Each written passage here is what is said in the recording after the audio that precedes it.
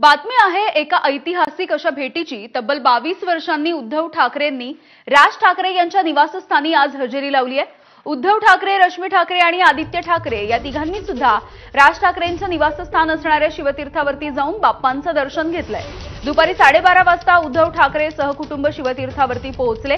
तब्बल 2 तास ही कौटुंबिक मैफिल रंगली, तर उद्धव आणि राज ठाकरेंमध्ये 10 मिनिटं स्वतंत्र चर्चा झाली।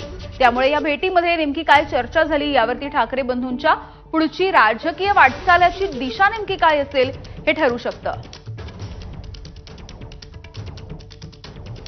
थोड्याच दिवसांपूर्वी राज ठाकरेंनी उद्धव ठाकरेंच्या वाढदिवसाच्या निमित्तानं मातोश्रीवरती हजेरी लावली होती। मराठी विजयी मेळाव्याच्या निमित्तानं दोन्ही भाऊ एकत्र आलेले बघायला मिळाले होते। त्यामुळे आज झालेली भेट उद्धव आणि राज ठाकरे यांच्या एकीचा नवा अध्याय ठरणार आहे का हे बघणं सुद्धा महत्त्वाचं ठरेल।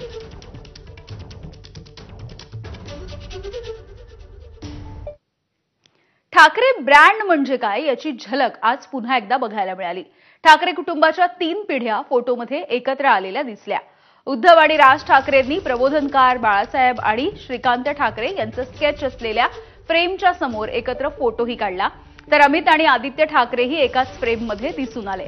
उद्धव ठाकरे यांच्या निवासस्थानी राज ठाकरे जेव्हा गेले होते तेव्हा बाळासाहेब ठाकरे यांच्या फोटोच्या फ्रेमजवळ या दोन्ही बंधूंनी फोटो घेतला होता।